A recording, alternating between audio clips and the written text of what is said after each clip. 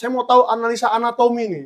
Anatomi. Pak Jokowi yang macam apa ini yang Dokter Tifa sudah kulik nih, sudah diteliti. Saya sama Mas Roy sama Dr. Rismond tuh ibarat kata udah tahu dari A sampai W.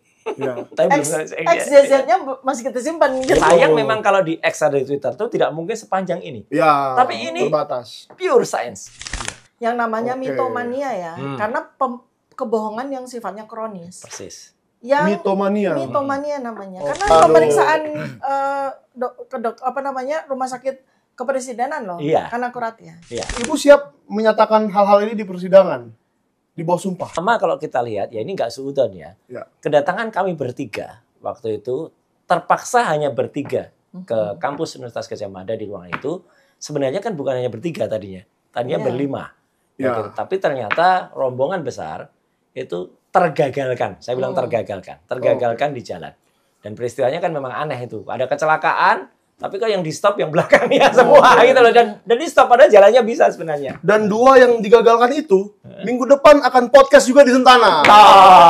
Itu nanti kamu lihat minggu depan siapa yang saya undang. Itu 2 orang yang digagalkan. Luar biasa. Dan akan kita bongkar. Bisnya diapain. Sampai dia tidak bisa datang ke situ dan bergabung dengan pakar-pakar kita ini. Sebenarnya Pak Roy dan Bu Dr. Tifa itu hanya pakar di situ ya.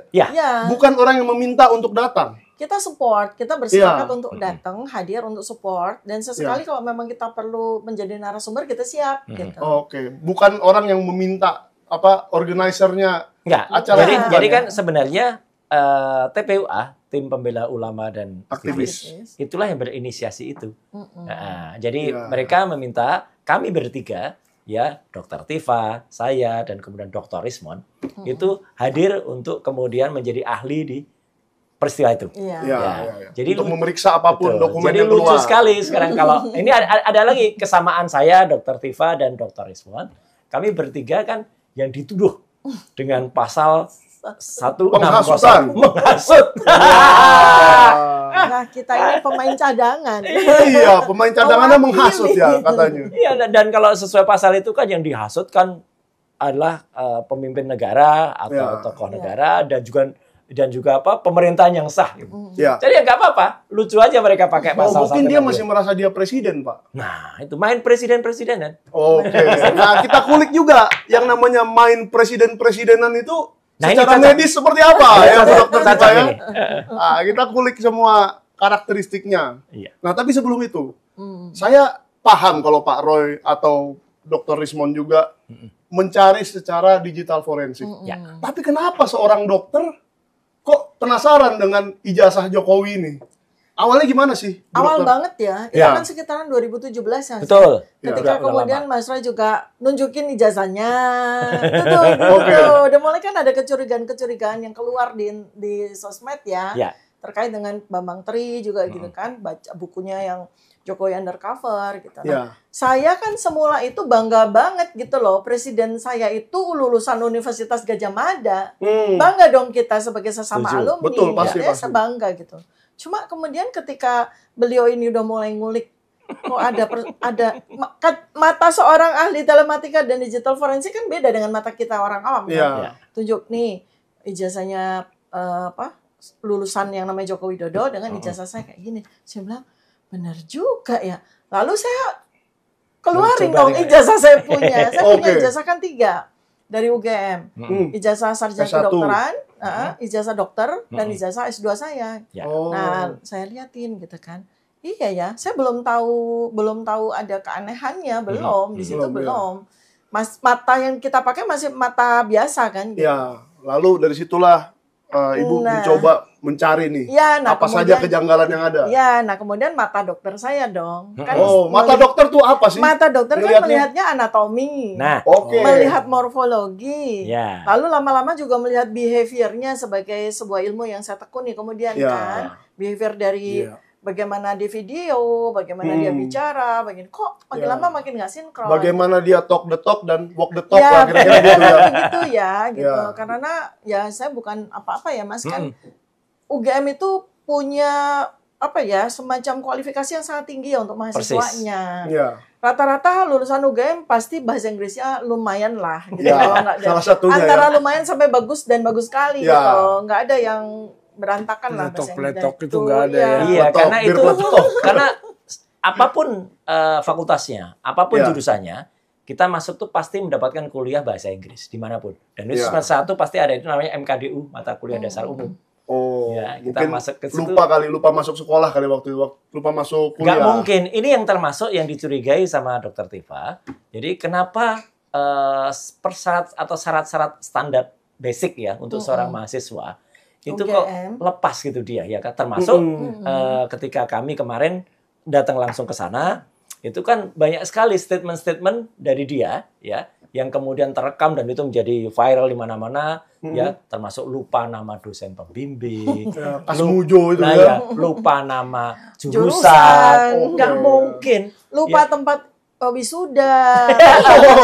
Iya. Padahal fotonya katanya Lupa ada ya. sebut tempat Ini wisuda. lupa tempat wisuda itu sebenarnya temuan agak baru ya. Yang baru. Jadi UGM dulu itu ketika wisuda itu belum diselenggarakan. Kalau sekarang malah di Geraha Sabha Pramana. Sekarang Ya, di kampus ya. Sebelum ya semua di kampus. Semua di Nah, kampus. sebelum di Geraha Sabha Pramana itu diselenggarakan juga di Balairung. Di dua Tapi tempat, ya. dua tempat. Tapi sebelum itu ada yang namanya Purna Budaya. Mm-mm. Nah, Oke. gitu. Nah, ini kan orang nggak tahu dan Iya, kelihatannya yang bersangkutan juga nggak tahu. Oke. Makanya ketika ini belakangan kan ini lucu banget gitu loh. Tapi foto itu bukan foto baru, Mas. Itu Iya. foto lama. Mm-mm. Kemudian baru tampil kan karena makin banyak ini orang Ya, yang dia- kemudian yang, jadi yang dia memberikan nunjukin- foto-foto Bin ya. ya. Heeh. Dan dia intelligent nunjukin netizen. Jadi dia mengenang ketika di wisuda di sini gitu. Latar belakangnya Balairung gitu loh. Oke. Padahal harusnya kalau angkatan 8 lulus tahun 85 Iya. itu belum di Belum sana. ada. Di Purna Oh. Budaya, di Purna Budaya. Dan kalau Ya. makin tahu UGM ya, jadi kan kita punya gedung yang landmark itu ya, namanya gedung pusat tuh Iya. Balairung itu.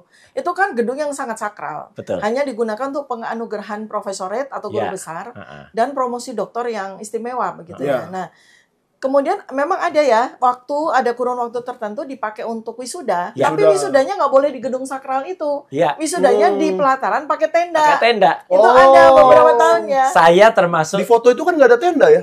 Enggak, Nggak ada. maksudnya dia keliru. Iya, Bahwa iya, saya iya, wisuda iya, di iya. gedung itu nggak ada. Nggak ada. saya di tahun 91, ini kebetulan yang diomongin Dr. Tifa tuh, saya lah yang menjadi saksi bahwa saya di wisuda di gedung pusat UGM ya di Balairung Oke. itu. Tapi di pelataran. Tapi di pelataran. Pelataran seperti yang tenda itu ya. Ya, Iya. dan pasti ingat siapa yang mau wisuda saat itu. Saya Ya. ingat betul yang mau wisuda saya adalah Dr. Yahya Muhaimin dan Oke. Dr. Ikhlasul Amal waktu itu. rektornya Ya, ya. belum sebelum rektor, masih menjadi dekan. Dekan. Oh, Dekan ya, belum profesor. Setelah jadi profesor, beliau jadi Jadi dekan. rektor. Jadi kami itu pasti selalu ingat. Berarti Nggak mungkin. Ingat banget. Bapak dan Dokter Tifa ini alumni UGM asli ya? Kalau nggak asli, nggak pakai ini. Saya nggak Kemarin bawa. Oh, jadi kalau masih ada yang meragukan keasliannya, boleh dites. Kalau di sana berani dites nggak? Kira-kira gitu ya Pak ya? Kita itu kuliah paling lama itu kan S1 kan. Iya.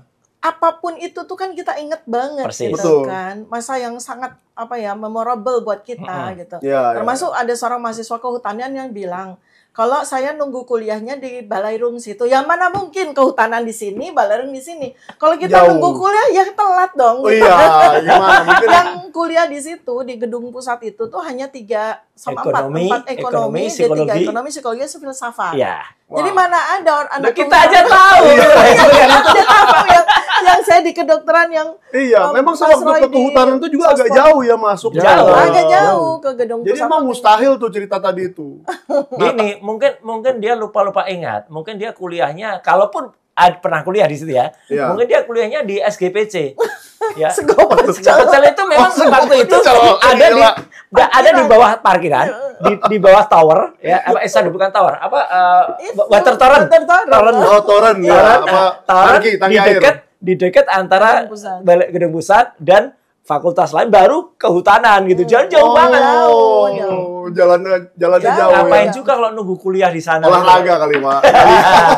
Nah, jadi memang apa yang disampaikan Dr. Tifa ini kan menambahkan ya banyak sekali ya. Tadi beliau ini kan sangat detail banget ya, detail tuh menambahkan apa yang temuan kami ya, Dr. Rismon dan juga saya yang soal-soal forensik tadi. Ya. Ini menjadi bahan yang sangat menarik. Jadi tadi yang disampaikan Dr. Tifa ini sebenarnya memang awal, jauh sebelum ketika Dr. Rismond muncul dengan analisisnya. Analisanya. Ya. Dan itu sebenarnya kami itu ya dipacu sendiri. Ini kalau mau orang sekarang kan berkata kan gitu. Ini kan gara-gara mereka itu bikin gaduh. Enggak. Yang bikin gaduh itu adalah Jokowi sendiri. Iya. 4 tahun sebelum 2017 itu, ya, itu di tahun 2013, ya. Dia itu memberikan statement gitu di depan Prof. Mahfud, di depan juga satu lagi siapa tokoh Muhammadiyah. Gubernur ya waktu itu ya? Iya, masih gubernur DKI. Dia ketika kalau menjadi pemimpin itu harus IP-nya bagus, IPK-nya bagus. Ya, itu. Nah, ketika ditanya satu-satu, Prof. Mahfud waktu itu mengatakan IPK-nya 3, sekian. Ya, 3,8 ya kan. Nah, Jokowi bilang waktu itu, IPK saya nggak ada 2. Kurang dari itu. Kurang dari yang nggak lulus lah. Nah, iya. Satu nggak lulus. Kedua adalah supaya orang clear ya. Kalau IPK-nya 2 atau IPK setiap semester itu ada 2. Itu berarti dia maksimal ngambil mata kuliahnya kan cuma 18 SKS. Ya. Kalau misalnya nggak mungkin lulus. Iya, kalau SKS-nya 154, harusnya berapa tahun dia kuliah? Nggak mungkin lulus 5 tahun gitu loh. Nah, 8 tahun, 9 tahun kali ya. Dua aja tuh cuma boleh 18. Kalau kurang dari 2 cuma boleh 14. Betul. Malah 12, 10. Jadi artinya pasti dia akan lulus 10 tahun gitu. Iya, 10 tahun. Masa iya? Mahasiswa abadi kira-kira gitu loh ya. Masa iya IP kurang dari 2 bisa lulus tepat waktu? Tapi ada yang lucu, Dok. Jadi ketika kemudian Insinyur Kasmujo tadi di wawancara kan, entah mungkin feedingnya kan pasti di feeding itu ya kan supaya menjawab itu kan mengatakan ini kan anak pintar IP-nya 3, yang bener yang mana gitu. Malah ada statement yang pernah jadi asdos. Asdos. Asisten dosen itu masa kan IP 2 dikasih asdos. Aduh. Berarti asdosnya juga 2 juga.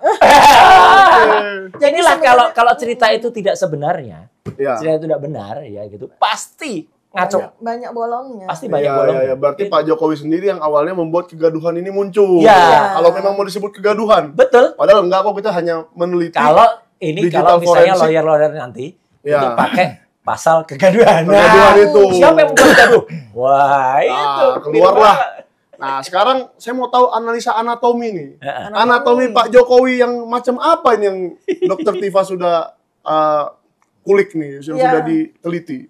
Gini, ini bicara ilmu ya. Ilmu kedokteran, anatomi nih gitu. Betul. Nah, jadi kan saya melihat itu dari sisi wajah beliau yang saya lihat di layar kaca pasti gitu kan, sama yang ada di foto-foto. Kan saya teliti kan. Foto ijazah itu? Ya. Belum sampai beliau situ dulu ya? nih. Ya, kan konsisten kan. Ya. Mata, jarak mata itu nggak bisa ini saya mau kasih tahu ya. Orang kalau misalnya mau direkayasa apapun atau mau dioperasi plastik sekalipun, itu ada 4 tanda di wajah yang nggak akan bisa hilang, nggak akan bisa berubah. Ya. Oke. Itu satu tuh jarak antar mata. Ya. Ini nggak bisa dioplas, kecuali mau diapain ya. Udah dokter nih yang ngomong, kalau nggak percaya lagi gimana? Ya. Kemudian panjang tulang hidung. Oke. Panjang tulang hidung. Yang mancung sama yang nggak mancung itu panjangnya akan panjangnya ini bisa diukur gitu. Kemudian gigi geligi. Kemudian yang dulunya rapi gitu ya, kok sekarang berantakan. Gigi geligi itu berhubungan dengan luas dagu. Oke. Kemudian yang terakhir adalah telinga. Nah, ini nggak bisa berubah. Jarak antar telinga gitu ya. Dan bentuk. Bentuk. Caplang atau menepes. Gini. Jadi itu kaitannya sama tebal tipis dari telinga, daun telinga. Dari tulangnya. Dari tulangnya itu menentukan apakah telinga seseorang itu caplang begini atau dia nempel ke kepala. Itu tebal tipisnya itu secara anatomi kelihatan. Dan itu nggak akan bisa berubah. Jadi satu ya, jarak antar mata. Ya. Kalau kita mau membandingkan nih, foto si mahasiswa kehutanan itu yang diklaim ini adalah foto mahasiswanya, dia waktu kuliah, dia menggunakan kacamata, berkumis dan begitu ya. Kemudian dia naik gunung. Kemudian dengan yang sekarang itu nggak bisa berubah walaupun waktu udah lebih dari 45 tahun. Itu nggak berubah jarak antar mata. Panjang tulang hidung, kemudian susunan gigi geligi, luas dagu, kemudian telinga. Nah, apalagi akhirnya temuan-temuan yang banyak sekali dari Dr. Tifa itu akhirnya kan kami konfirmasi dengan teknologi yang namanya face recognizer dan face comparator. Apa yang dilakukan Dr. Rismond, apa yang saya lakukan itu kan sebenarnya klop ya. Meskipun kami itu tidak pernah janjian awalnya. Ya, dulu beliau melakukannya itu di Bali G sana. Bali G Academy gitu. Saya melakukannya di Jakarta. Termasuk Jogja.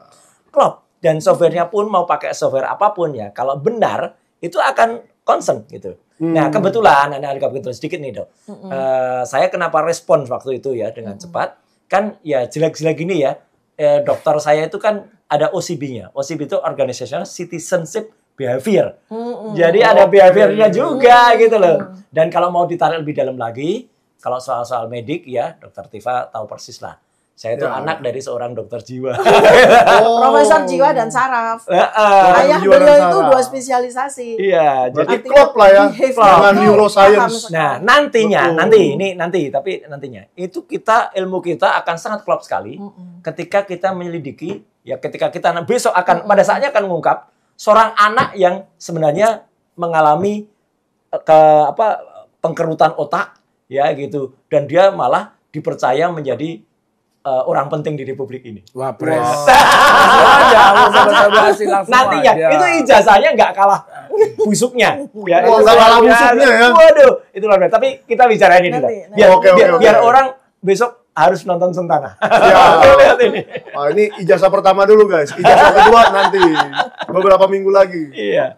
Nah, jadi setelah 4 itu Bu Dokter teliti tuh dari foto-foto Pak Jokowi, yang di ijazah itu sesuai nggak? Ya tentu saja tidak ya. Tentu saja beda sekali tuh orang. Jadi kita kan bisa lihat dari wajah beliau yang foto yang dari mulai muda, kemudian setengah tua dan sampai sekarang gitu ya. Itu kan konsisten wajahnya, jarak antar matanya. Kemudian juga ada yang garis rambut ya. Nah, garis rambut itu menentukan kebiasaan orang menyisir.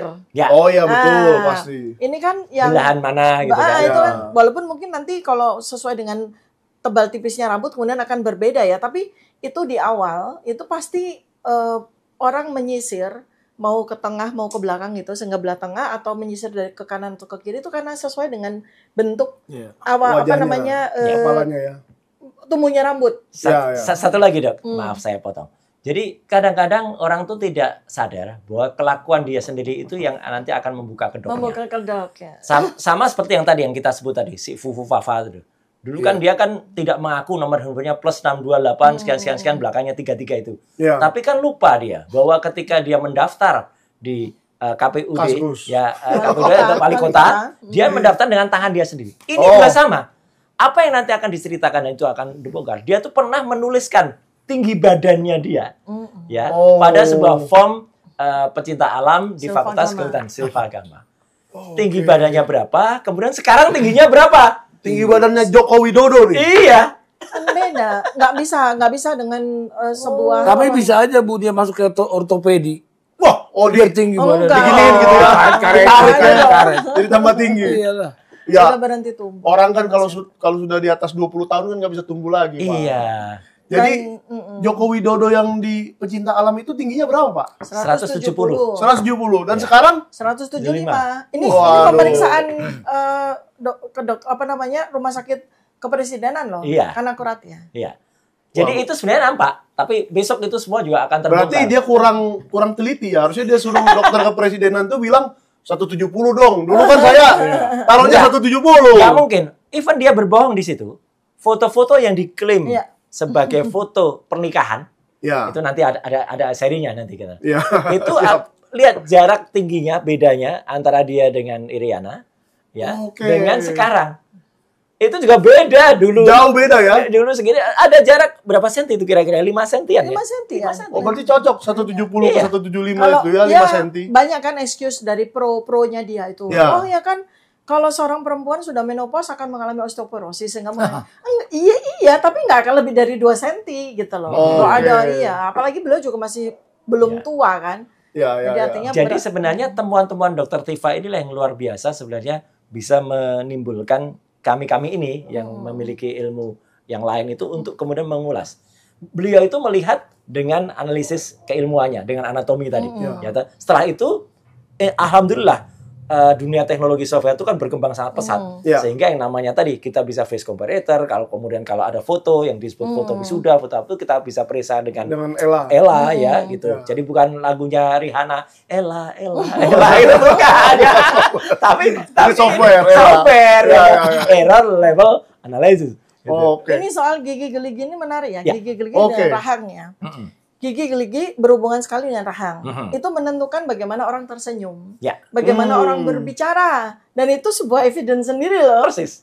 Artinya orang dengan susunan gigi geligi yang seperti itu, dengan bentuk rahang yang seperti itu, dia akan menghasilkan senyum yang seperti apa. Gitu ya. Apakah dia garis senyumnya naik ke atas, apakah dia garis senyumnya lurus, melebar, atau dia garis senyum ke bawah. Itu kan nanti secara bertahun-tahun itu kan menghasilkan bentuk roman muka yang beda kan. Itu kan bisa nanti dibantu dengan ilmunya Mas Roy dan Dr. Rismona akan kelihatan sekali. Kita bisa lihat sequence ya. Katakanlah let's say kita dapat foto berserakan di mana-mana. Dari katakanlah itu foto dia kuliah. Kemudian foto dia kerja, foto dia kemudian sudah menjawab dan sebagainya. Kita bisa lihat itu. Hanya dari bentuk senyumnya. Hanya dari bagaimana cara dia membuka mulutnya itu ketahuan. Ini foto ini benar satu orang atau bermacam-macam orang. Netizen juga silakan komen nih. Kira-kira ini senyum yang sama senyum Pepsodent apa enggak? Jangan iklan ya, jangan iklan.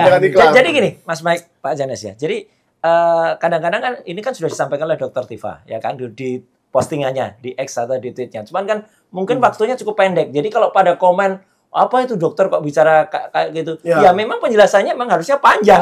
Sayang memang kalau di X atau di Twitter itu tidak mungkin sepanjang ini. Tapi ini terbatas. Pure science, sangat-sangat ilmiah dan harus belajar, harus kuliah, harus lulus untuk bisa cerita begini. Gak bisa beli ijazah di Matraman ya? Atau di Jalan Pramuka. Sama itu. Waduh, berarti saya penasaran gini, Bu Dokter.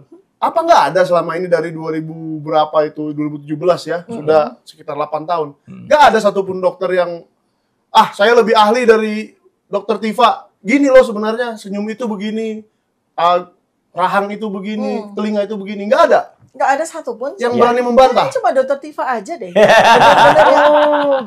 Jadi memang tidak terbantahkan ini ya. Dan kalau ada dokter yang membantah, Ibu siap? Oh siap lah. Sekarang siapa yang berani bantah? Nah itu. Misalnya ada dokter kepresidenan zaman Pak Jokowi lah, ya tinggal dia bayar seperti pengacara itu kan. Apalagi sekarang. Kalau dulu mungkin ada 1-2 orang hanya komen, tapi komennya ya komen warung kaki lima gitu loh. Ya kayak kalau kemarin ada di TV, di iNews atau di ELC, saya bicara gini dengan teknis, kan paling-paling sanggahannya tuh sama dengan nggak ilmiah. Malah banyak yang komen, Mas sudah nggak usah dilayani. Anda dokter Tifa, Dr. Rismon tuh S1, S2 asli UGM, bahkan S3 gitu. Dia aja lulusan Universitas Ruko yang rukonya udah dibubarkan gitu kan. Yang iNews ya. Untung saya nggak datang. Tapi artinya sekali lagi temuan-temuan ini tuh nanti akan juga terus berkembang. Bukan kami ini menyicil ya atau dikit-dikit gitu kan ada tuduhan gitu kan. Itu sengaja tuh biar main panjang. Enggak. Siapa yang memperpanjang permainan ini kalau yang bersangkutan sendiri misalnya nih loh ijazahnya. Ijazah saya. Udah. Apakah selesai? Ya enggak juga sebenarnya. Enggak juga. Harus diperiksa. Iya, apalagi nanti dilihat fotonya itu foto siapa? Iya. Coba dicocokkan dengan Dumatno Budi Utomo. Itu kan. Itu juga termasuk, Dok. Kan seseorang tuh kan kalau misalnya bibirnya dulu itu tipis gitu. Apa bisa kemudian termasuk bibir ya. Jadi tebal begitu ya kan. Operasi kali dia. Kalau yang saya tadi sampaikan itu karena itu struktur tulang. Tapi kalau ornamen ya seperti bibir tebal gitu kan. Kan sekarang ada filler. Betul. Bisa macam-macam. Ini nggak bisa ini kan. Jadi kayak mata tulang mata yang jarak kemudian hidung itu adalah anatomi. Tapi pertanyaan sederhana yaitu, Dok. Sama semuanya. Kalau dari dulu giginya udah rapi, kenapa sekarang berantakan? Kecuali dulu giginya berantakan, Pak Janes. Kemudian dirapiin. Atau mungkin ada peristiwa apa kali ketimpa kelapa atau apa gitu kali jadi berantakan kan kita nggak tahu ya. Kadang gini, jadi gigi yang rapi milik si mahasiswa itu Si Dumatno. Bukan Dumatno juga. Jadi si mahasiswa kita sebut aja di mahasiswa kehutanan yang ya, ada foto. dulu, ya. Itu fotonya giginya rapi kan. Itu kaitannya juga rahangnya juga tirus. Nah, si gigi berantakan ini kan rahangnya kotak di bawah. Coba lihat. Oh iya. Nanti kita tampilkan juga foto-fotonya ya. Iya, kotak di bawah. Biar kita jawab penasaran netizen kenapa ini masih dilanjutkan. Nah, jadi hidung. Ya. Kan hidungnya bagus ya. Iya, dulu. Foto itu kan hidungnya bagus gitu kan. Kenapa terus sekarang jadi ininya lebar ke gitu kan. Itu ya. Dan Ibu siap menyatakan hal-hal ini di persidangan di bawah sumpah. Kita ketawa terus terang. Enggak, izinkan saya menjawab ya. Pasti dia menghindari ini. Iyalah. Karena mau ngelaporin aja pakai tangan orang lain, pakai relawan, ya kan gitu. Supaya apa? Supaya dia tidak membuktikan ijazahnya, gitu loh. Loh kan dia bilang, Pak Jokowi bilang saya akan menunjukkan ijazah ini di pengadilan. Berarti getak sambal dong. Alah, bukan cuma getak sambal ya, sambal kecap segala. Ya kan kecap omongan kan gitu. Iya. Ya, tapi gitu ya. Itu ada sebuah pernyataan menarik dari beliau ketika bertemu dengan TPUA di tanggal 16 April di Solo. Ya, itu. Oke. Karena 3 tuh yang batal ke UGM kan beliau ikut ke Solo. Iya, jadi dia bertugas untuk bertemu dengan yang bersangkutan ini yang ada Pak Rizal Farila, ada Pak Damai Hari Lubis, sama Bu Kurnia Bu Kurnia ini ceritanya Bu Kurnia menarik ini. Ya, karena kan beliau baru diwawancarai di Abraham Samad ya, di podcast yang beliau. Nah, saya menariknya adalah ada 2 statement, tapi ini 1 statement dulu ya. Jadi beliau sampaikan hanya akan menunjukkan ijazah itu di pengadilan. Ya, begitu ya. Oke ya. Dan itu diulang-ulang terus. Diulang-ulang terus. Kemudian karena bertiga ini juga memaksa, kami ingin melihat beliau bolak-balik nggak mau harus di pengadilan. Akhirnya beliau sampai secara tidak sadar tuh beliau sampai gini. Ijazah S1 kok dimasalahkan. Yang perlu dimasalahkan itu kan kalau ijazah S2, ijazah S3. Wah, gitu kan? Itu merendahkan. Bayangkan itu kata Pak Jokowi itu kan bilang beliau kalau saya bilang kata Jokowi itu. Itu kan sebuah statement hukum loh itu. Ijazah S1 kok dimasalahkan. Pantes dia nggak mau di video ya. Ijazah S1 kok dimasalahkan. Tadi potret. Yang dimasalahkan itu kalau S2, S3 loh coba. Dia tidak mengerti betapa pentingnya. S1 itu. Iya, artinya statement ini gitu loh. Menarik ini. Ini kan menarik. Dan dia Pak Jokowi juga mengatakan bahwa sudah mereka pergi semua sudah ditunjukkan kepada wartawan. Wartawan mana? Coba dibikin wartawan Kompas yang selama ini identik dengan membela masalah Jokowi ini loh. Saya terus terang wartawan Kompas itu betul-betul tidak pernah mewawancari bapak-bapak ini. Kenapa? Nggak berani mereka. Oh ya nggak pernah dia nggak pernah. Nggak berani. Padahal ada 11 wartawan loh. Yang katanya diundang waktu itu. Wartawan mana? Tulis dong siapa namanya? Wartawan Kompas, wartawan Merdeka. Nah, namanya siapa-siapa aja ya. Itu kan wartawan Suara Sumber, suara Kutai Utara, gitu kan gitu ya. Kampung, wartawan kampung. Wartawan Ipal News. Ijazah palsu news. Tapi kan yang lucu sih wartawan justru bukan dia diminta masuk ke ruangan terus kemudian Pak Jokowi menunjukkan. Bukan, yang menarik itu justru buat saya adalah jadi kami itu sebelum kami diminta masuk ruangan, itu kamera, handphone kami disuruh tinggal. Dilucuti semua. Nah itu kan menarik itu. Takut di video. Loh makanya ada apa kok?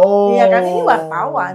Perangkat dia kayak dokter pakai stetoskop kan. Betul. Ini wartawan disuruh membuktikan sesuatu, tapi dia nggak boleh bawa perangkatnya. Iya. Ini kan aneh kan? Itu kalau dinilai dari sisi behavior itu juga menarik ya gitu. Karena gini, Dok, nanti dokter yang harus mana. Biasanya kan orang ini kan selalu tampak di mana-mana. Masuk gorong-gorong aja minta di video. Ya kan gitu. Pakai sarung di pinggir ada minta di foto, ya kan gitu. Sendirian duduk di tepian rel. Panjang itu mereka minta di foto padahal sekelilingnya banyak orang banget itu kan. Jadi dia tampak sendiri gitu. Dan hari ini jalan-jalan ke Vatikan, keluar mobil, masuk mobil, di video semua. Jadi pengen tampil terus. Kenapa? Kecuali di Solo. Makanya sebetulnya saya 2 kali saya nusuk dia pemilu 2 kali. Ketipu saya tipu. Masuk gorong-gorong, bagus nih, masuk gorong-gorong. Itu kira-kira kenapa, Dok? Kalau kayak secara behavior neuroscience ya. kan ini kan ada sebuah konsistensi dari sebuah Ya, behavior. itulah. Orang yang dia sendiri tidak sadar. Dia melakukan sebuah perilaku yang konsisten. Jadi orang itu kalau punya perilaku, itu konsisten. Ya. Konsisten ngejalanin. Ya. Gitu. Nah, konsistensi yang sudah jelas ada evidence-nya, itu kan berbohong. Iya. Yang namanya Oke. mitomania ya. Karena kebohongan yang sifatnya kronis. Persis. Yang Mitomania namanya. Oke. Karena ini konsisten kan. 10 tahun kita udah berapa kali kan? dibohongi. Dia menyampaikan sesuatu dengan sangat santai. Sudah tapi belum. Ya. Nah, 6.000 Ya kan? 6.000 pesanan SMK. Iya. Ya. Mudik atau pulang kampung. Iya. Beda lagi. Waduh. Yang bohong-bohong lah. Ada investor berapa tuh? Berapa ratus Iya, yang investor datang di ke IKN. Sebelum itu juga dia kan bilang waktu masih gubernur, tidak, saya tidak akan mencalonkan. Ya, katanya. kan itu konsisten. juga bohong ya sebenarnya. Konsisten kan itu? Iya. Iya. Ada 11.000 triliun di kantong saya, ada Ya, segala itu kan ya. konsisten. Sekarang jadi istilahnya Dr. Rismon tuh 11.000%. Gitu. Tapi gini ya, mungkin ya suatu saat kalau memang menolak kayak gitu, ya mungkin harus ada yang dulu usulan ke kami ya kepada anaknya dulu. Mungkin perlu diperiksa dengan brain CT scan itu. Oh, brain CT scan. Ya, itu untuk melihat otaknya apa. Ya bukan apa Pak, kebetulan saya dulu sejak SMA bahkan itu sudah mempelajari itu kebetulan karena rumah sakit almarhum ayah saya dulu punya brain CT scan gitu. Ya meskipun saya tidak certified di situ, tapi setidaknya kan Dokter Tifa yang tahu cara gunanya gitu. Jadi mungkin menurut Pak Roy Suryo dan Dokter Tifa mungkin tes kesehatan calon-calon wali kota kayak gubernur kayak presiden kayak perlu banget itu. yang sekarang ini kurang memadai ya. Itu perlu sekali karena Iya. tes kebohongan pun nggak cukup. Tapi kalau Lie detector gitu ya kira-kira. kebiasaan berbohong yang konsisten itu pasti akan mempengaruhi otaknya. struktur maupun fungsi otak yang bisa di capture dengan alat brain imaging. Dan pastinya kita kan tidak ingin pemimpin yang punya mitomania ini. Iya. Pemimpin kan di tingkat apapun Dan ya. celakanya lagi, Mas Mike, Pak Janes juga, kan ada gugatan untuk ijazahnya dia itu yang sekarang lagi berlangsung di Solo, ya kan gitu. Terus tim gugatan itu selain dia juga ada salah satu yang dikriminalisasi yang malah jadi TSK. Ini kan ingin mendapatkan data-data di KPU, ya kan gitu. Kok aneh, semua data presiden ada kecuali data dia. Iya, Aduh. tapi saya sempat tahu itu. Saya sempat tahu tuh. Ya. Jadi karena waktu itu kan kita sudah rame, makanya kan websitenya KPU untuk presiden, wakil Sempat presiden di-download saya, saya download. Itu SD-nya kosong, SMP-nya kosong, SMA-nya kosong, cuma ada S1 Fakultas Kehutanan UGM. Oh, jadi Yang dilapor. Jadi ijazah SMPP alias SMA 6 itu dikosongkan di KPU. SD kosong, SMP kosong, SMA kosong. Padahal katanya ijazahnya dikasih lihat wartawan ya. Iya. Itu juga lucu lagi. Itu juga lucu banget. Itu. Mana ada ijazah sekolah Ya. yang kemudian dicap 5 tahun berikutnya. Maksudnya gini, SMA-nya itu adalah SMA Sekolah Menengah Pembangunan Persiapan. Ya, 40. SMPP. SMPP 40 Surakarta. SMPP itu baru berubah tahun 85 menjadi SMA Negeri 6 Solo. Ini suatu kebetulan lagi. Kalau tadi saya cerita ayah saya Profesor Dr. Ali Jiba, ibu saya almarhumah itu guru SMPP. Ibunya beliau itu gurunya kakak saya. Kakak saya sekolah di SMPP 10 Yogyakarta. Jadi kita tahu banget. Iya, meskipun satunya Jogja, satunya Solo, tapi kan dulu kan sering ada pertemuan antara SMPP 40 di Solo, SMPP 10 di Jogja. Sekarang SMPP 10 itu jadi SMA 8. Ya. Tuh. Enggak usah ditambah persis sama ya. Karena 1985 baru semuanya berubah. Itu sekolahnya Andi Malarangen. Nah, sekarang kenapa ini diributkan oleh Pak Dr. Taufik dan kawan-kawan? Jadi kalau dia lulus tahun 80, capnya harusnya apa? SMPP kan? SMPP. Lucunya, capnya apa ada? Cap di ijazahnya itu tulisannya tuh SMPP 40 dalam kurung SMA 6 dan itu pun keliru karena SMA 6 6-nya Romawi. Itu Romawi itu berakhir di tahun 77 kalau nggak salah. Iya. Ya, sekarang juga Jakarta SMA 1. Iya, setelah tahun angka 1. Iya, setelah tahun 77 itu Pak Daud Yusuf itu diganti dengan angka abjad biasa. Jadi seolah-olah kita tuh sekolah kemudian capnya itu 5 tahun lagi namanya ini. jadi ini kan aneh ya. Mesin waktu Pak ya. Mesin waktu. Mana ada cap sekolah kok SMPP 40 dalam kurung SMA 6 wannabe itu harus pakai wannabe gitu. Kan aneh. Kecuali capnya itu misalnya SMA 6 tapi 6 Arab ya dalam kurung dulu SMPP. Nah, itu baru itu masih masuk akal ya. Itu masih benar gitu. Ya. Ini kurang canggih nih kurang canggih yang bikin capnya ya. Iya. Jadi terus siapa yang bikin cap itu saya nggak tahu. Mungkin dia itu tidak menyangka atau tim yang melakukan ini. Saya harus mengatakan ini ada sebuah konspirasi yang mungkin itu terjadi tahun 2014 atau 2018 ya. Itu yang tidak menyangka bahwa pada 7 tahun berikutnya itu akan muncul orang-orang seperti Dr. Tifa, seperti Dr. Resmond, kita dan akan muncul podcast yang iseng kayak Sentana ini.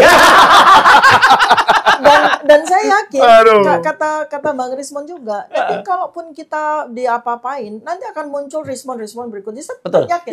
Ini kita membuka kotak Pandora. Kalau kita diapa-apain, nanti akan muncul Tifa-Tifa berikutnya. Roy berikutnya, respon berikutnya mungkin lebih canggih. Anak-anak muda, anak milenial. Beberapa ratus kali dilaporkan orang-orang yang membongkar ini oleh orang yang punya makanya tadi disebut kotak Pandora kan.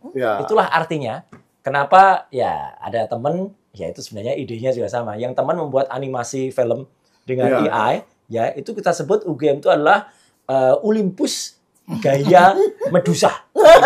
Medusa itu ada hubungan dengan kotak Pandora tadi. Kalau kotak Pandora itu dibuka isinya macam-macam, Medusa tuh putri yang kepalanya ular.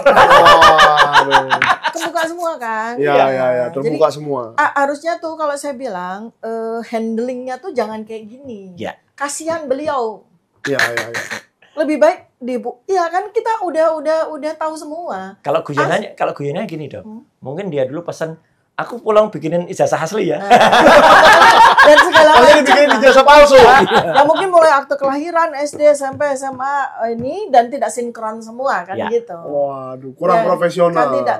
Ya memang namanya juga kan. Namanya kebohongan pasti akan terungkap pada waktunya kira-kira gitu ya. Ini nggak usah diwibu. Saya bilang, saya sama Mas Roy sama Dr. Rismond tuh ibarat kata udah tahu dari A sampai W. X, Y, Z-nya masih kita simpan gitu. Jangan dong, jangan semuanya. Jangan semua. Di pengadilan aja. Tapi makanya begini, tolonglah kalau ada orang-orang yang misalnya kemudian mau mendebat ya, kan banyak sekali nih di Dr. Jangan dengan yang seimbang dengan yang ilmiah gitu loh. Gitu loh. Masa debatnya Dr. Rismond dengan kemudian wah ini orang apa nih orang kesukaannya muncul caci maki lah jadi ad hominem gitu kan nggak benar kita betul, bicara ya kita memang menunggu ahli-ahli digital forensik yang percaya bahwa ijazah itu asli ahli yang benar lo ya ahli yang benar jangan seorang gitaris ngaku-ngaku ahli minta sumbangan lagi dan ahli medis tentang medis macam apapun ya debatkan Dr. Tifa. Apakah memang anatomi itu bohong nih, Dr. Tifa bohong nih. Anatomi itu nggak begitu Bu, bla bla bla bla. Ayo dokter kepresidenan pun kita tunggu ya untuk debat di sini. Dan itulah harusnya kenapa ketika kami dilaporkan ya bertiga tanpa Pak Rizal Fadila, kami itu malah bukan apa-apa, kita ayo. Gitu. Kenapa kita ayo? Bukan takut. Ibu nggak takut. Gini ya, jadi mimbar pengadilan itu kan bagi kami para akademisi, para ilmuwan itu kan sebuah fakultas tempat kita menyampaikan kebenaran kan gitu. Jadi kami nggak melihat ada sebuah apa ya yang mengerikan atau apapun itu. Ini kan seperti kita sedang berdiskusi di sebuah auditorium universitas. Bagi kita para akademisi itu begitu. Ya ayo disitulah tempat kita membuat komparasi terhadap kebenaran kami dengan kebenaran Anda kan gitu. Iya. Disitulah kalau misalnya ada dokter yang mau menandingi, ya meskipun kita nggak nantang ya, kita nggak boleh jumawa. Ada pakar digital forensik yang mau menandingi, ada ahli telematika yang misalnya mau menandingi, nggak apa-apa. Itulah lahannya atau ajangnya ada di pengadilan, bukan kemudian sebelumnya malah dikriminalisasi. Kan sekarang trennya kan gitu. Jadi kill the messengers gitu ya. Kita kill gitu. Ngomong-ngomong soal kriminalisasi nih, Pak. Itu ada kalau itu namanya kegaduhan. Kalau kegaduhan tuh boleh itu masuk undang-undang gitu loh. Nah, ngomong-ngomong soal kriminalisasi, saya harus ke Pak Janes ini. Kenapa sih Pak Otto Hasibuan atau anaknya atau siapapun lah itu Pangaribuan kemarin yang sama Pak Roy di ICC itu profesor itu. Profesor itu. Kenapa mereka tidak keluarin ahlinya? Kenapa mereka hanya ngomong-ngomong hukum, pengasutan, ini? Keluarin dong ahlinya. Mereka kan pengacara hebat. Lah begini, Pak Jokowi kan sudah punya buzzer, punya ahli buzzer. Silat lidah. Silat lidah lah di waktu di beberapa kali podcast dengan yang lain selalu mengatakan bahwa Jokowi punya ijazah. Punya ijazah doang, nggak bilang punya ijazah asli. Punya ijazah. Nggak ada ngomongnya itu asli. Oh iya ya? Udah, kami sudah verifikasi dengan UGM. Pelaku yang diverifikasi juga UGM yang terlibat, termasuk Pratikno. Jadi saya juga bilang, terus terang aja saya lihat ini dari sesudah diundang Ibu Dr. Tifa dan Pak Roy dan si Pak Rismon itu semuanya dan tiga-tiga dokter yang betul-betul lulusan UGM. Amin. Jujur, keterangannya bapak-bapak ini dan ibu ini ilmiah. salah satu ilmiah dan itu jujur. Pak Prabowo tonton ini, katakan yang sebenarnya apa tindakan Bapak untuk menyelesaikan ini. Kalau tidak bisa Pak Prabowo, DPR jangan tinggal diam. Panggil Kapolri. Waduh, ini. Panggil Kapolri. Atau sampai nanti masyarakat akan menghadiahkan nanti Jokowi selaku ada Nobelnya. Nobel Mitomania. Mitomania akan penghargaan mitomania. Akan penghargaan Nobel. Takutnya nanti beliau salah jadi penghargaan skizofrenia. Benar, kita akan bikin Nobel untuk Jokowi pembohong, penipu tercanggih di dunia ini. Itu benar itu. Tercanggih nomor 1. Ratusan juta dengan tenang mendaftar ke wali kota, dengan mukanya tenang aja, termasuk masuk gorong-gorong, jadi semua percaya. Tapi kan memang sudah ada. Banyak penipu canggih kau Jokowi. Hati-hati. Kalau kepada baser-basernya, hentikan itu sudah keterangan ini udah telanjangin dia. Kalau nggak benar, kalau nggak benar mungkin mereka ini dokternya palsu, tapi asli. Gini Pak Janes. Tapi kan dia juga sudah mengangkat keterangan dari 2 ahli. Iya, ahli nujum sama ahli silat lidah. Betul, untuk memastikan ijazahnya palsu. Iya kan, gitu. Yang satu ahli bela diri itu, ahli keamanan tuh, bilang ijazahnya asli. Itu yang udah lihat katanya dia. Udah lihat yang bikin palsu-palsu itu kepalanya palsu. Itu satu. Yang kedua ahli masak. Tukang masak tuh. Iya, kalau dia boleh lah bilang ngicipin gitu, terus kemudian ini terlalu pedas. Ini selera Nusantara gitu. Masa tukang masak disuruh meriksa ijazah dan mengatakan sedangkan keterangan Bapak ini kita udah lihat ijazahnya pakai stempel, pakai ini meterai. Emangnya jual beli ijazah? Itu pun nilai meterannya ada pakar yang mengatakan itu tidak sesuai lagi sebenarnya.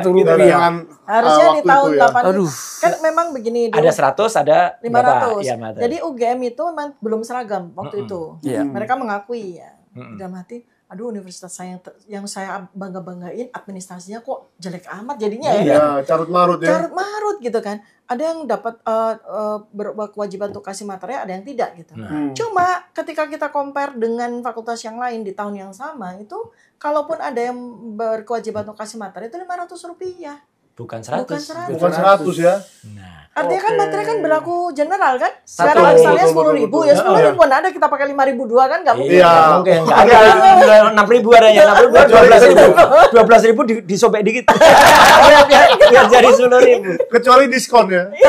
Termasuk syarat yang dipertanyakan kan? Itu Dokter Tifa dulu juga sudah komen gitu, meskipun harus kita carikan akhirnya kan jawabannya kan, dan UGM kan tidak menjawab kemarin. Ketika kita tanya, kenapa pada tahun itu ijazah seseorang itu atau foto itu boleh pakai kacamata?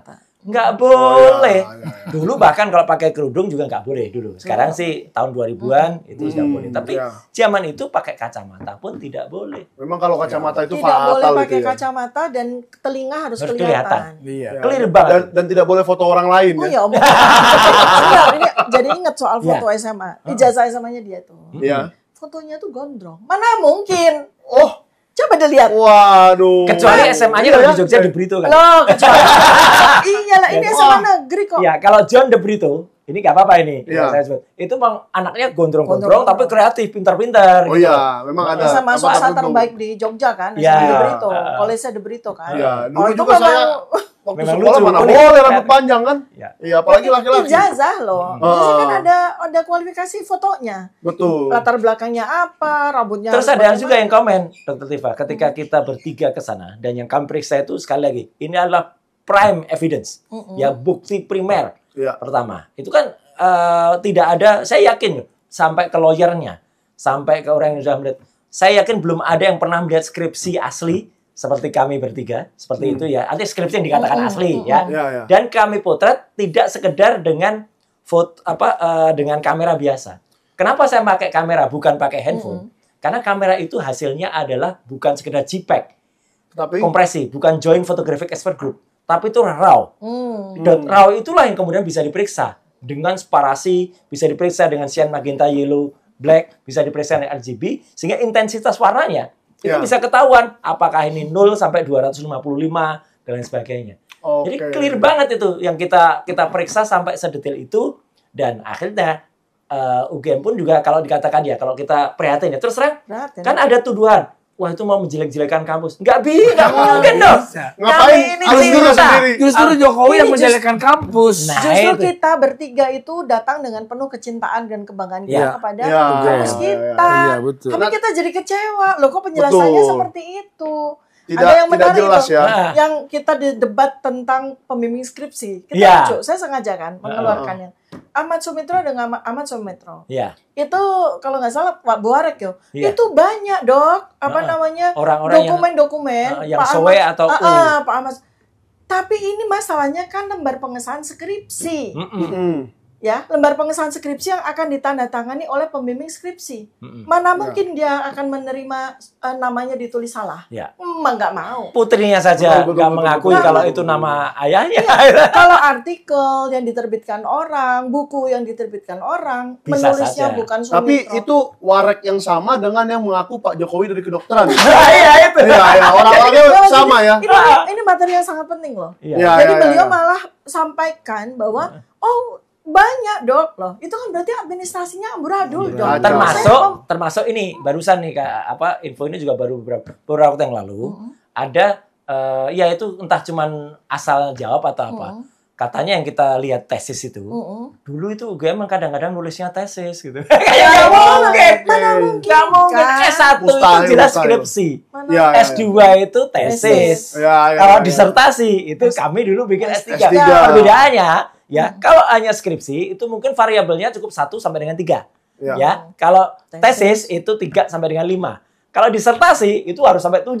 Jadi apa yang berbandingan dengan apa-apa. Jadi memang lebih. Tapi mungkin dia kan nggak pernah bikin skripsi, dia nggak tahu ya. Orang yang kita sebut-sebut ini lah, nggak usah sebut nama. Itu kan dia yang paling lucu kan, berapa. Kenapa kita jadi terkejut? Karena salah satu dari orang yang mengaku sebagai teman seangkatan itu justru menyodorkan itu dokumen itu. Dan kita terhenyak gitu. Tulisannya tesis. Tapi kita sengaja tidak sampaikan di situ karena ini adalah sebuah evidence yang akan kami teliti. Sekarang Pak Janes, coba gimana sih pemikirannya pengacara-pengacara ini? Kenapa mereka nggak berani datang ke UGM, foto-foto, ya kan? Ya, kan Pak Roy dan Dr. Tifa udah datang ke UGM dan foto-foto. Tambah dokter Isma. Ya pasti nggak berani, yang dibela pun nggak benar. Gimana mau berani? Ya dia datang dong ke UGM, minta dong dokumen-dokumen yang kemarin difoto sama Pak Roy, biar kami foto juga gitu loh. Kalau saya orang UGM jawabnya, emang minta apa kamu? Orang nggak ada apa-apa di sini si Jokowi. Ternyata nggak punya, baru dibikin, belum jadi. Belum jadi. Ini juga ya sekaligus penegasan. Ada kemudian ketika kami melakukan protes dalam tanda kutip terhadap pemberitaan sepihak itu. Ini memang ternyata luar biasa. UGM itu melakukan menurut saya sampai pada level kebohongan ya. Yang dia tidak mau atau sampai dengan hari ini belum menunjukkan itu ya. Rekaman video pertemuan itu. Ya, 4 orang itu ya. Betul. Padahal convince loh. Kita minta dan mereka akan memberikan. Tapi sampai dengan sekian hari ada. Kemudian ada di salah satu berita katanya yang berdokumen tunjukkan termasuk apa itu Mas Mike yang tadi mereka cerita itu ada juga dong. Jadi ceritanya dari 34 dokumen itu ya mereka itu menunjukkan antara lain yang ada. Padahal kan sebenarnya tidak ada sama sekali yang ditunjukkan di depan meja itu kan aneh gitu ya. Gitu. Jadi ini apa? Berita dari metrotvnews.com. Gitu. Bukti akademik ditunjukkan secara lengkap mulai dari ijazah STRB saat SMA, dokumen ujian skripsi dan salinan skripsi. Salinannya kan dilihat ya. Ya, oke. Kita fair dong. Ditunjukkan oleh wakil rektor kepada Dr. Tifa dan Pak Roy. Bohong itu. Bohong. Ini sebenarnya kami kalau bukan cinta kepada UGM ya, Itu sebenarnya sangat bisa diperkan. Tapi bisa tuh Pak, dilaporkan kebohongan. Ke Dewan Pers, langsung ke Dewan Pers, bikin laporan membuat berita yang tidak benar. Loh, ini kan keterangannya si Ibu Wakil Rektor. Tapi membuatnya itu, kalau Wakil Rektor itu bisa dilaporkan, Wakil Rektor itu segera dilaporkan. Oke. Sekarang dilaporkan. Apa pidana perdata? Pidana langsung loh, ngapain perdata sih udah kayak Jokowi. Pidana langsung penjara udah. Justru keterangan membuat keterangan kepada wartawan. Wartawan itu pun sebenarnya udah kena karena dikonfirmasi dulu dong ke Bapak betul apa enggak. Ya, kenapa wartawan juga datang ke kita ya? Ini termasuk buzzer juga ini termasuk buzzer Jokowi. Harusnya dikonfirmasi dulu apakah betul. Sementara beberapa kali Bapak ngomong di mana-mana. Tidak ada satupun sekali lagi. Tiba-tiba datang di sini untuk konfrontir. Itu nggak bisa. Ini saya kaget loh ada berita dari Metro TV seperti ini ya. MetroTVnews.com. Saya tuh begitu dia melakukan kebohongan sampai akhirnya keselip lidah ngomong Fakultas Kedokteran kan Tuhan itu kan ngasih tahu. Itu saya sebenarnya pengen Mas Roy yuk kita ke rektor, yuk kita diem-diem aja nggak usah ngomong apa-apa. Kita peringatkan mereka. Iya. Saya mau ngomong loh, yuk kita ke Jogja bentar deh. Kebetulan kan rektornya juga dari kedokteran. Iya, kita kenal baik. Mungkin itu yang kedokteran ya. Sayangnya, sampai saya mau ngajak masuk kita kesana. Kasihan nanti kalau semakin lama semakin banyak keterangan bohong nih sebenarnya. Itu apalagi tuh keluar. Semakin dalam nanti mereka masuk ke dalam lumpur hidup ini. Bahkan sekali lagi ya, skripsi yang kami lihat itu, yang tertulis atas nama Joko Widodo katanya, itu sampai 1 jam sendiri loh. Untuk bisa itu keluar. Untuk mengeluarkan itu ya. Itu ramai last minute. Kemudian mereka udah lihat jam. Kan gak enak banget kan. Lihat jam ini sudah harus selesai nih. Karena sebentar lagi kami mau menguji atau apa. Yang namanya Wakil Rektor kok nguji itu nguji apa?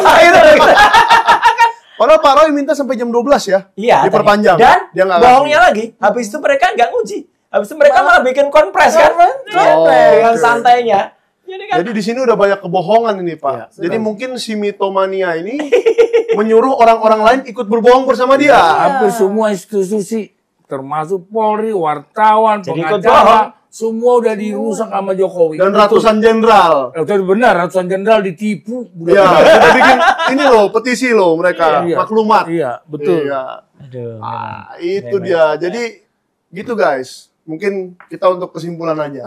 Kira-kira Bu Dr. Tifa mengharapkan apa yang akan terjadi dalam waktu dekat inilah, dipanggil ke sidang atau apa? Dan kita siap menghadapi itu nggak? Gini, bukan soal sidang itu kan seperti yang tadi saya sampaikan. Itu bagi kami para akademis itu sebagai sebuah fakultas. Tempat bagaimana kita menyampaikan kebenaran dan kita juga mengharapkan semua pihak yang ada di situ itu juga menyampaikan kebenaran. Itu aja. Jadi nggak mengerikan, nggak seperti santai apa, aja ya. Oke. Kita di situ malah mungkin yang lagi di Vatikan itu yang lagi deg-degan kali ya. Iya, justru orang yang menghindari sidang ketika pada hari hanya dia harus dipanggil dia nggak datang, malah pergi kemana-mana, itu kan mengindikasikan bahwa dia secara behavior itu dia takut kan. Ya. Oke. Jadi clear sekali. Justru jangan tanya ini yang takut apa enggak. Iya. Tanya yang sono takut apa enggak. Jadi kalaupun perlu penjelasan, ya kami ini kan sudah mencoba menjelaskan. Dr. Tifa menjelaskan di X atau di Twitter.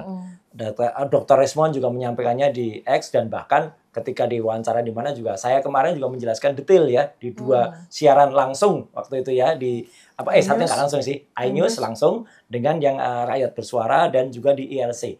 Padahal kan untuk bisa menyampaikan itu kan pertanggungjawabannya kan luar biasa kalau menurut saya bohong. Tapi kan akhirnya enggak.